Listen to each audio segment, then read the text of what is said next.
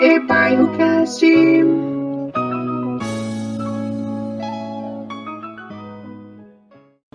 Olá pessoal, eu sou a Nayara e esse é o EbairroCast, o podcast da plataforma Ebairro. Hoje eu vou conversar com a Raíssa, que entre outras coisas é a autora do livro Do Tamanho do Coração da Formiga. Esse podcast está sendo produzido com o apoio do projeto Comunidade em Rede do Instituto Jatobás e também em paralelo com a Atuação Perifasul, que é um projeto muito legal que a gente está fazendo parte. E eu vou dar as boas-vindas aqui para a Raíssa e pedir para ela iniciar com um poema. Salve, salve galera do Ebairro, um prazer estar aqui com vocês, esse convite super bacana.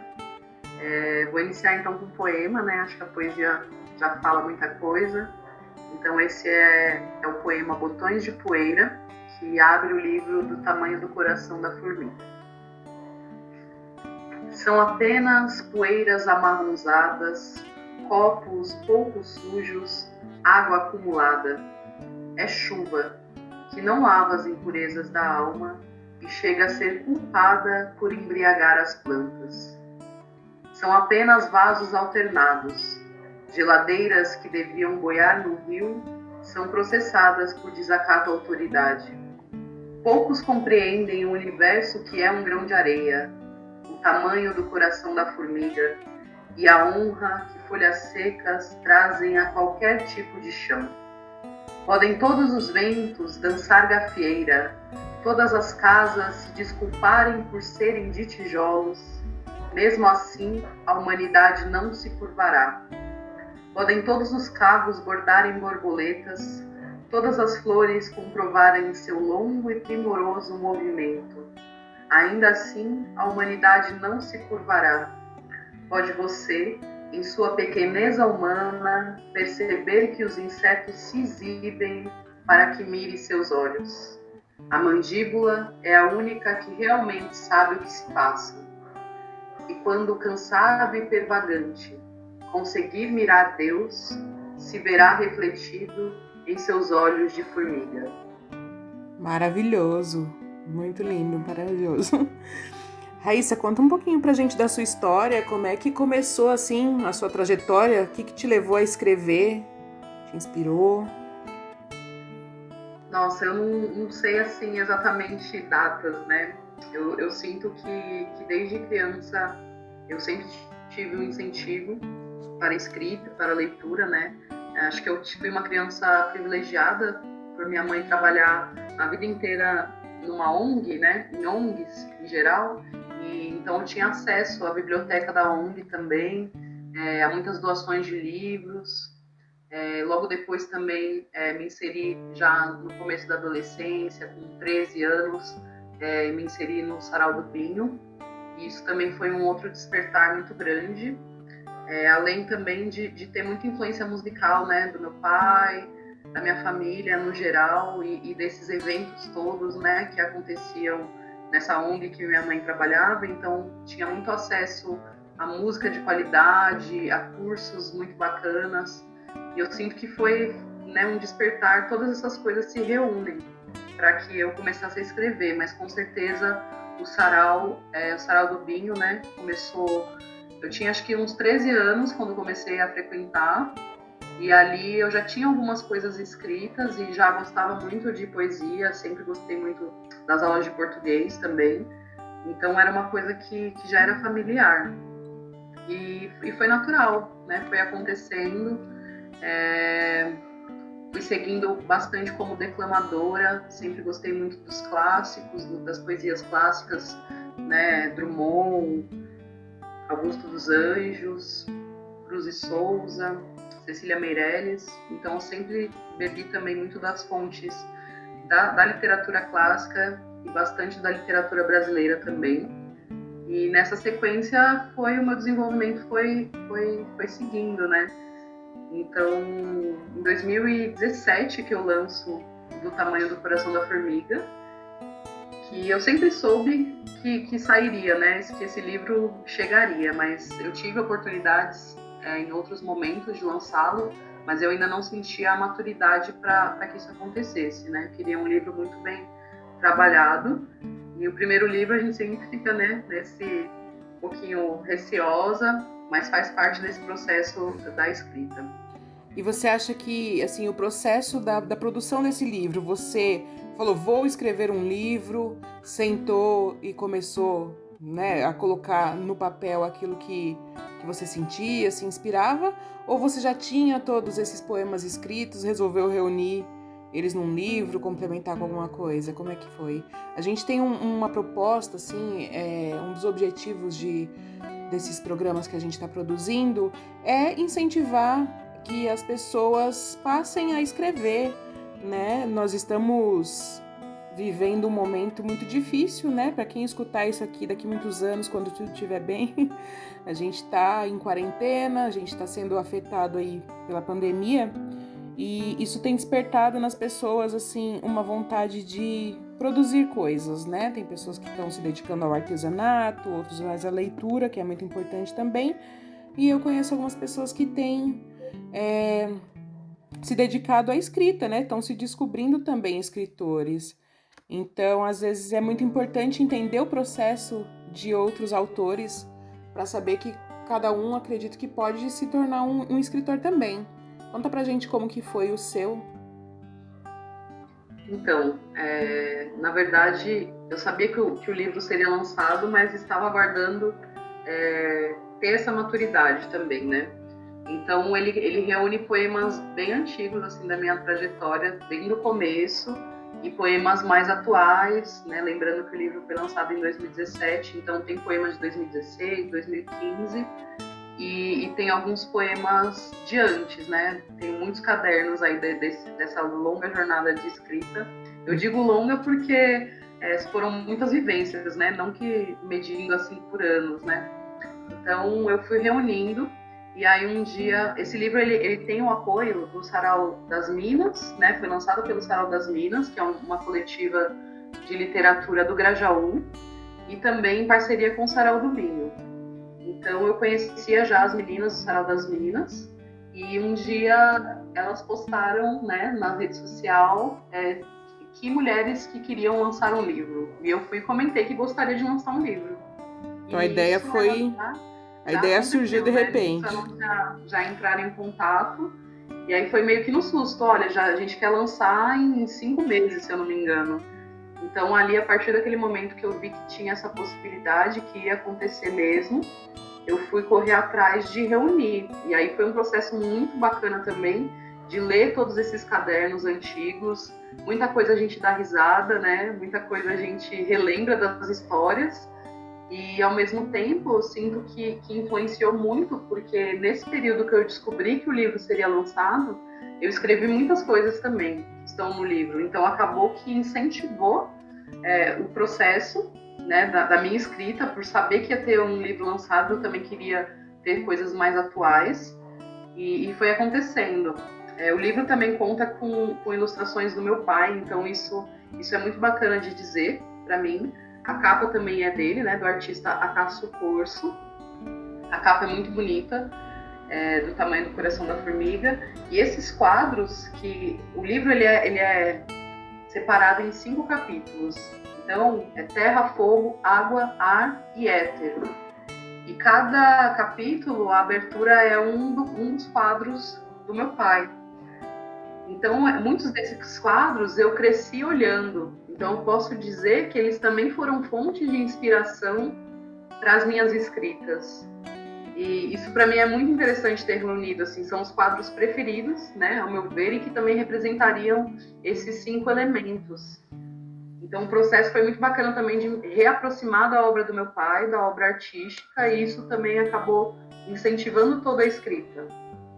E acho muito bacana isso que você falou também, né? A gente está nesse período tão desafiador para toda a humanidade e dá essa vontade, esse anseio de produzir coisas, de deixar sua marca no mundo, né? O ser humano tem essa vontade de deixar a marca no mundo, acho que é inerente da nossa espécie.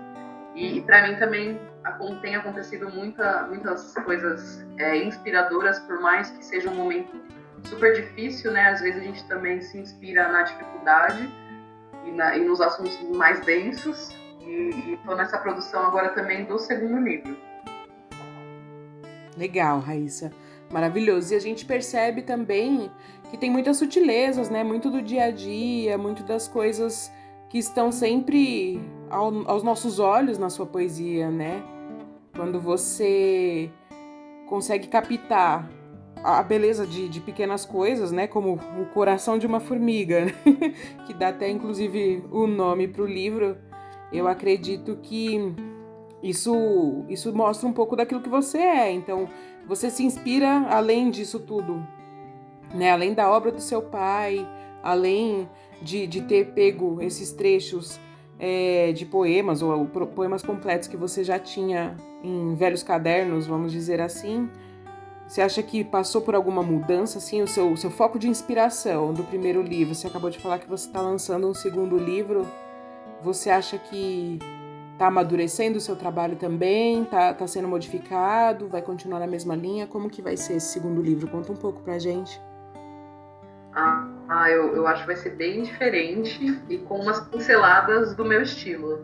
Justamente porque nesse livro do Tamanho do Coração da Formiga, acho que muita coisa estava sendo formada ainda dentro de mim.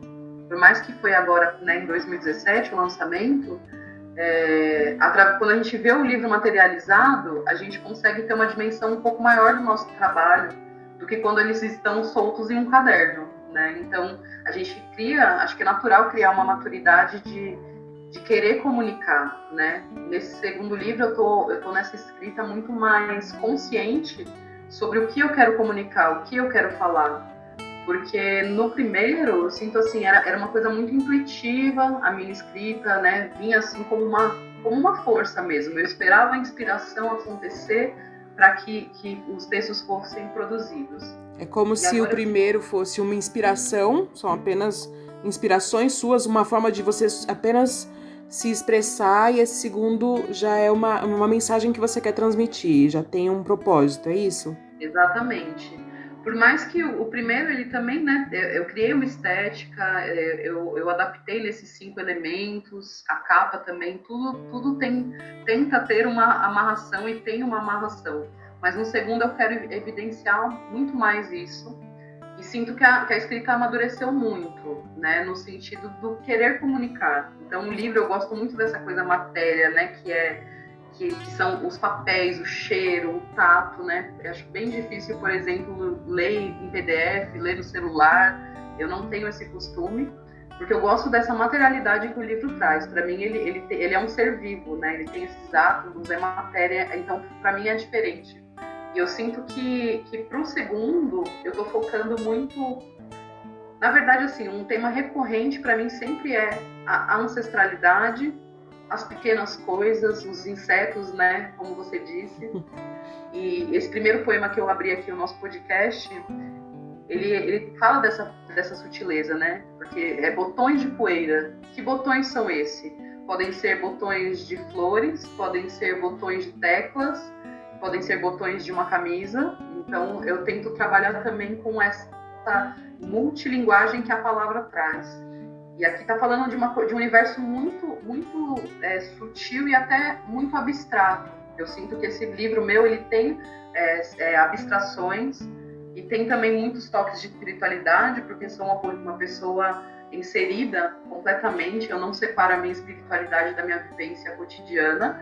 Então isso está muito evidente nesse primeiro, e eu acho que no segundo ainda mais no sentido consciente, né? O primeiro eu acho que é uma abstração, é uma consciência mais abstrata, não que ele seja inconsciente, né?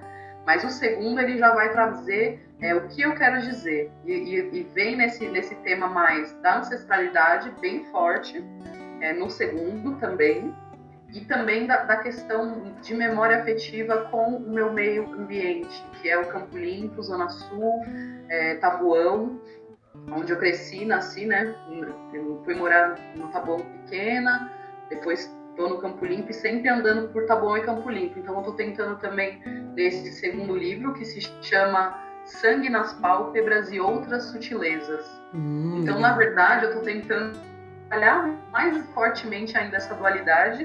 Sou uma geminiana, então sou uma pessoa muito dual e com muitas personalidades e trabalhando para que isso seja aceito também dentro de mim, né? Que o geminiano é muito ar, então ele se circula e se movimenta por muitas linguagens, e como é o meu caso, ainda mais quando a gente é artista, e o geminiano ele é o comunicador. Então, estou tentando que essa comunicação seja evidente nesse meu segundo livro, e estou trabalhando muito essas questões bairristas, que eu chamo, porque a gente está inserido num movimento que se diz literatura periférica, né? É o nome que a gente normalmente é utilizado para nos denominar. E eu não gosto muito. Não que não seja, né? Estamos nas bordas, nas margens, na periferia, mas é uma conotação que parece que a gente sempre tem que ser o autor periférico. A gente não é simplesmente o autor, né? Sim. Então eu quero ser a autora, quero ser a poeta e não sem esses rótulos, né, antecipados. E é muito interessante porque, né, no meu primeiro livro eu pouco falo dessas questões, né, bairristas. Eu gosto dessa palavra bairro, bairrista. Então estou também fazendo um longo estudo nesse segundo livro de buscar novos vocabulários, porque se eu quero falar desse lugar que eu vivi de uma forma que não é quando os outros, né, nos denominam, então eu também preciso buscar uma nova linguagem para falar sobre isso. Então eu estou também criando um dialeto, podemos dizer, né? Outra palavra que eu tenho chegado muito na conclusão disso, né, é a palavra baldia. Então, de terreno baldio. Então, é uma escrita baldia. Eu tenho utilizado muito o terreno baldio como metáfora nesse meu segundo livro, justamente porque, para mim, o terreno baldio ele é a periferia, ele essa gama de possibilidades, né? Porque ele tá ali, ele vai ser uma casa, ele pode ser simplesmente um local de lixo, de descargas de coisas. Ele é onde as crianças brincam, ele é onde nascem as ervas daninhas, ele é onde nascem as árvores frutíferas. Então ele tem tanta possibilidade, tanto na densidade quanto na sutileza. É indefinido, né? Exatamente, essa coisa de baldio, terreno baldio tem sido muito utilizado nessa minha nova escrita. E você vai deixar a gente conhecer um pouquinho dessa nova escrita ainda ou ela ainda é secreta? Ah, não, com certeza a gente consegue ler aqui em primeira mão aqui o podcast do Bairro. Debruçada na calçada, sou submundo de mim. É 6 horas, o sino badalou, a possibilidade terrena baldia que sou.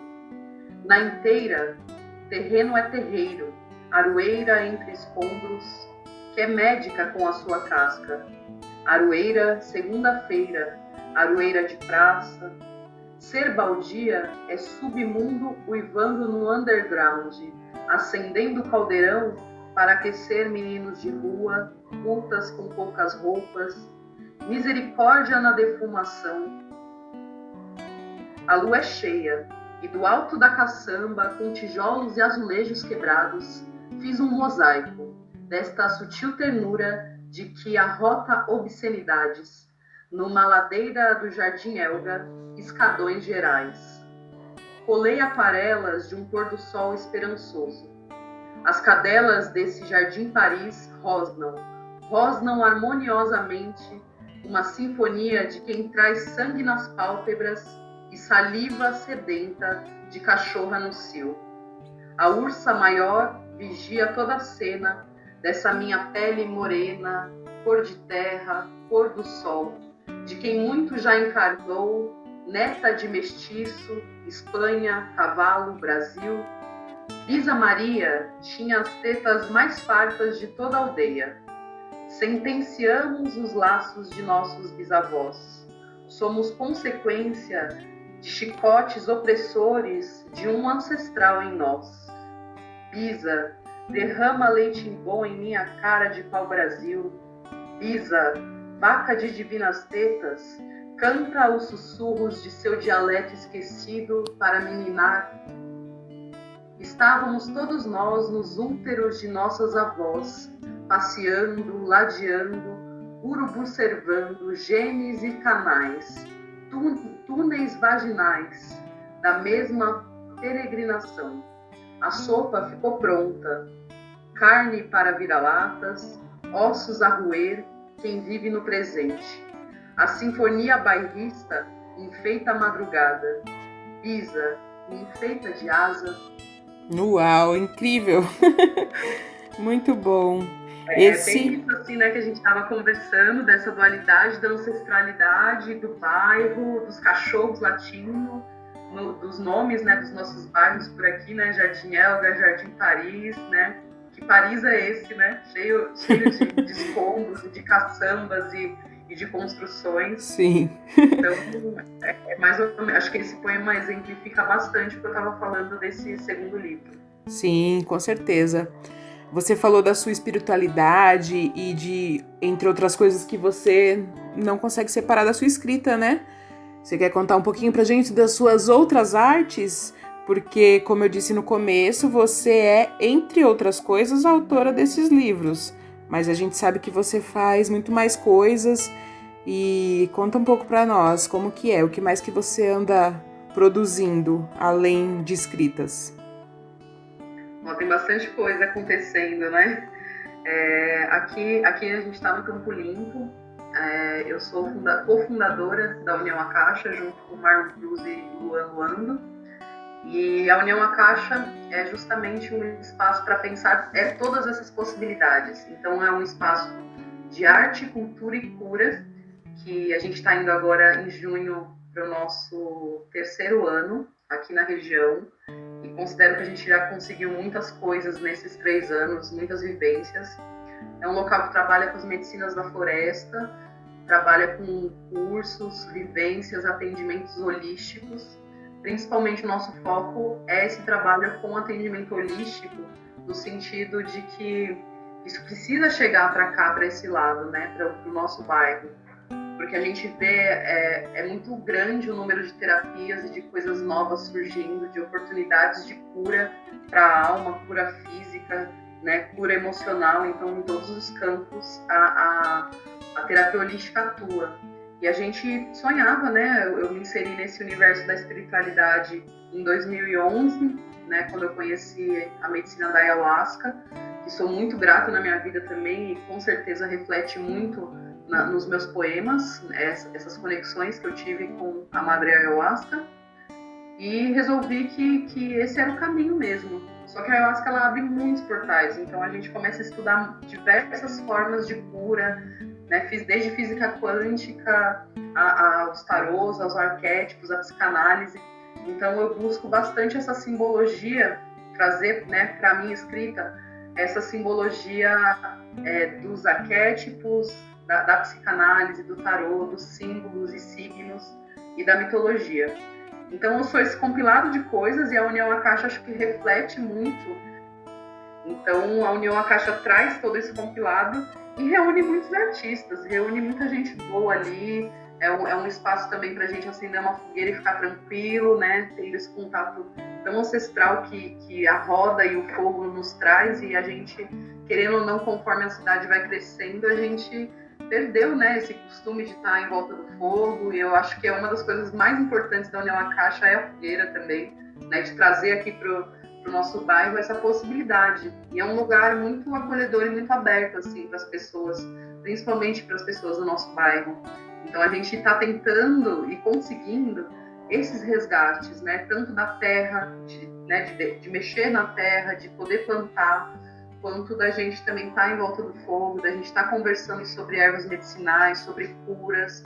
E isso acho que acaba acolhendo, né, esse momento, não só de agora, 2020, pandemia, mas também a gente já vem, né, numa crescente densidade na cidade, onde as pessoas não se reparam, não veem o tempo passar e simplesmente estão imersas, né, na vida do trabalho, ali na carteira assinada. E a gente sabe, né, que na periferia é muito necessário, né, essa questão exploratória também da periferia vem há muitos anos, né? A gente não é à toa que a gente está nas margens, né? A gente está nas margens porque a gente foi colocado para ser escondido, né? A gente sabe como São Paulo cresceu, né? E como se manifestou essa geografia em que a gente está organizado. E a gente é isso, né?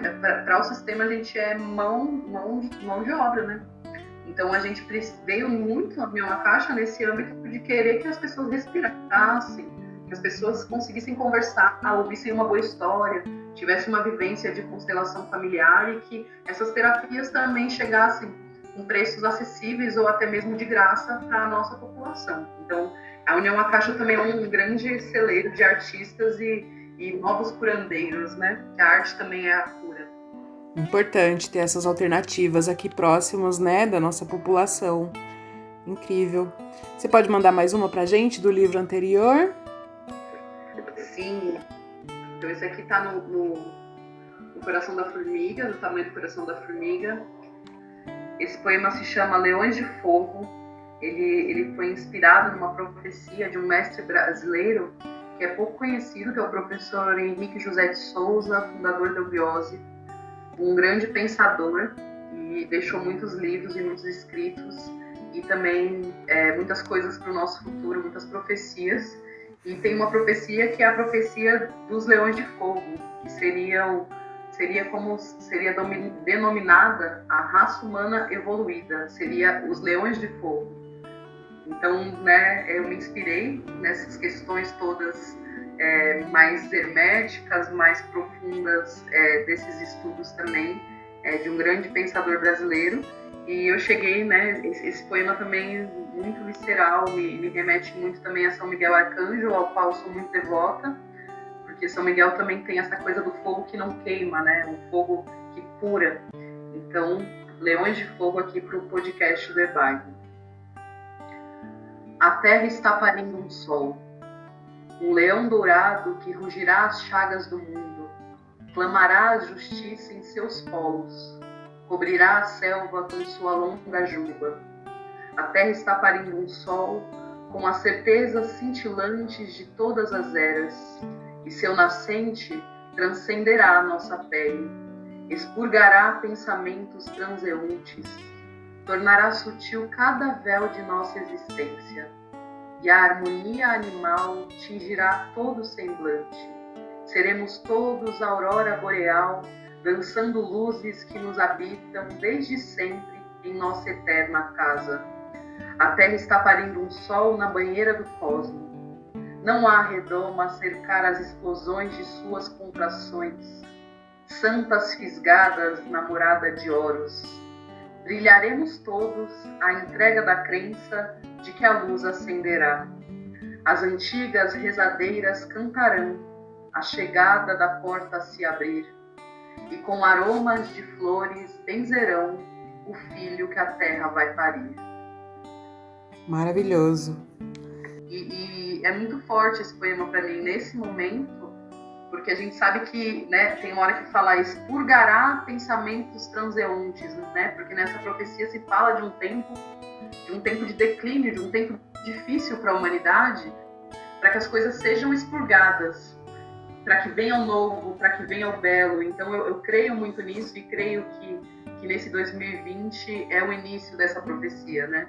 Então eu creio muito nisso e o que me conforta e me consola é que eu sei que é tudo parte de um processo maior, de um plano maior para a nossa humanidade, e isso não é ser adoradora de unicórnios, isso é crer que o melhor virá, né? Eu acho que é muito importante a gente ter esperança. A minha escrita ela é uma escrita esperançosa, apesar das densidades. Então, eu tenho esperança, por isso que eu estou na União Akasha, por isso que eu estou nesse caminho dessa escrita, que para mim também é uma cura, né? Todas essas escritas. E também tem a Flor de Tote, né? Que a gente não falou muito ainda. Não falamos da Flor de Tote, que é a banda que eu também integro, juntamente com o Marlon Cruz. E a Flor de Tote, ela é uma música, é banda de música medicina, né? A gente está ficando um pouco mais difundido agora, as músicas, canções de rezo, música medicina, o pessoal denomina assim.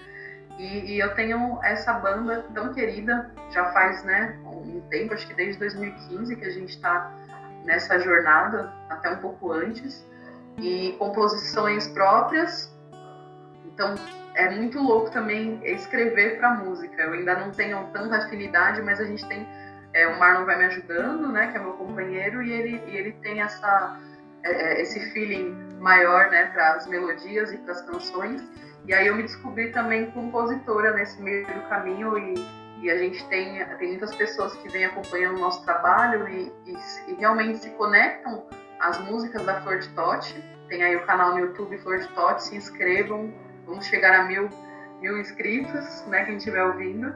E então eu recebo esse feedback de que a nossa música realmente cura e acalanta, né, as pessoas nesses momentos difíceis, não só agora, como anteriormente também. Então eu sinto que é um trabalho que eu preciso me dedicar e eu estou à frente dele com muito orgulho, porque eu sei que faz bem. Então eu sinto assim, tudo que é uma simbiose minha com a humanidade. Eu sou ascendente em aquário e lua em aquário também, então eu sou toda ar. Então eu tenho esse senso de comunitário muito aguçado dentro de mim. Eu gosto de estar em meio de muitas pessoas, de estar em coletivos, de estar em grupos. E a Flor de Totti com certeza abarca, né, esse caminho de levar a arte para todas as pessoas. E essa coisa de ser muito ar e criar essa simbiose é justamente leva a gente para muitos caminhos, né? Então eu tenho meu trabalho também como radiestesista, tenho meu trabalho com cartas ciganas, a radiônica também que eu atuo. Estou me especializando em astrologia agora também para atender com astrologia. Estou, né, nessa formação. E também tem um trabalho com o feminino, né, que é a roda da lua, e tem que é a cura feminina através do útero, e de trazer isso também para a periferia, porque quando eu comecei eu senti que era algo muito elitizado, e eu sentia que as minhas manas daqui, da quebrada, que eu também não gosto de falar quebrada, eu falo que é inteira, da nossa inteira, as nossas manas também precisavam, porque senão fica uma coisa muito gratiluz, muito frufruzinho, e não chega para quem precisa, sabe? E eu acho que todas as mulheres precisam passar por esse descobrimento do que é o seu canal vaginal, do que é o seu útero, do que são as suas curas. Então, aqui na periferia a gente vem consolidando também um trabalho que se chama Roda da Lua, dentro da União Akasha, e tem esse trabalho mais profundo com o feminino agora, e me especializando também com as Yoni Eggs, que são os cristais vaginais, né?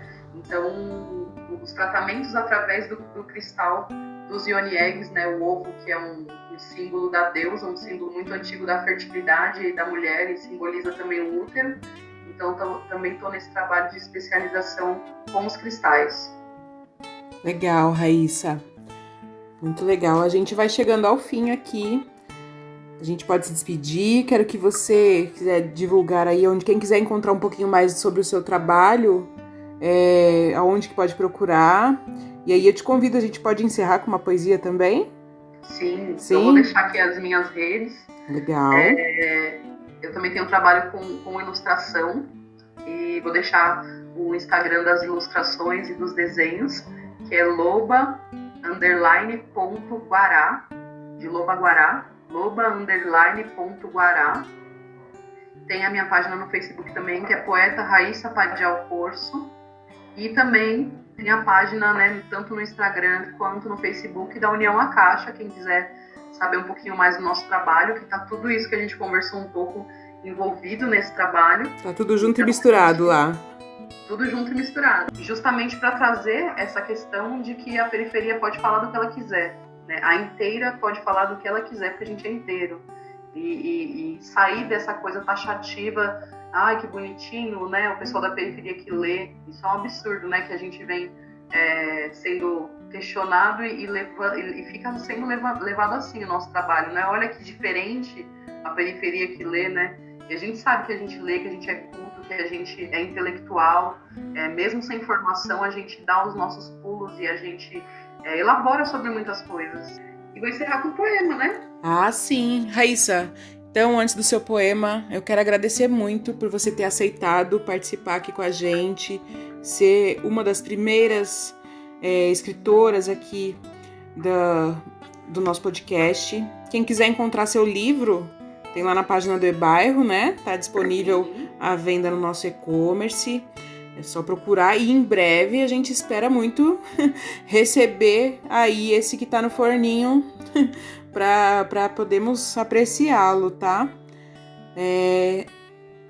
Quem quiser acessar o eBairro pode estar entrando na nossa página, que é o www.ebairroweb.com.br.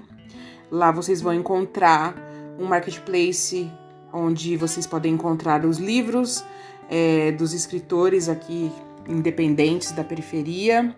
Vocês encontram artes de vários artesãos, né, artesanatos, e vocês encontram também a nossa agenda cultural, que reúne lá tudo que acontece de melhor aqui no nosso território. E eu aguardo e espero muito que vocês acessem, tá bom? Muito obrigada a todos que escutaram até aqui. E eu passo as palavras aqui para a Raíssa, para que ela possa nos presentear aqui com mais um poema para finalizar. Até o próximo programa, gente. Beleza, valeu eBairro pelo convite, agradeço imensamente. O eBairro tem esse trabalho tão bonito aqui no nosso território, né, que deve ser valorizado. Entrem aí no site do eBairro, acompanhem a agenda cultural do eBairro também. Eu sempre estou acompanhando e agradeço essa iniciativa aqui tão perto da gente. Então, eu vou encerrar com um poema que eu escrevi recentemente no último Samaim, para os ancestrais. Sim, os ancestrais, de novo eles, sempre elas, como haveria de não ser, se nessa neblina de Samaim que bate à minha porta, vem de novo me rememorar. Coloco 4 gomos de mexerica aos pés do guapo, num pratinho de porcelana, lembrança de vó. 4 gomos, 4 linhas, de um antigo fio que me conecta. Um gomo para o avô paterno, um gomo à avó materna, um gomo ao avô paterno, um gomo à avó paterna. Doce memória, cítrica sensação, ligação perpétua, até o primeiro da primeira célula. É eco que chamo, é eco da chama no peito que em ressonância reverbera, reverbera, reverbera, algo simples que nos chega, qual emaranhado de raízes. Não vê, não nota, que tudo nos leva à unidade desta humanidade. Perante leis maiores caminhamos, nos alimentamos, somos uma banda, umbanda, egungun, egungun. Essa folha que flutua na neblina é o etérico se moldando, o visível do invisível, a fumaça que transporta nossas preces a tudo que é vivo. As motos pipocam lá fora, e cada vez entendo mais que não existe fora, que não existe opositores. Enxergamos com uma lente ampliada que só nos mostra materialidades, superfícies onde escorrem todas as deliciosas meias-verdades. No espelho, lembro da marca de expressão de vó Hilda, deitada em seu colo em uma antiga poltrona.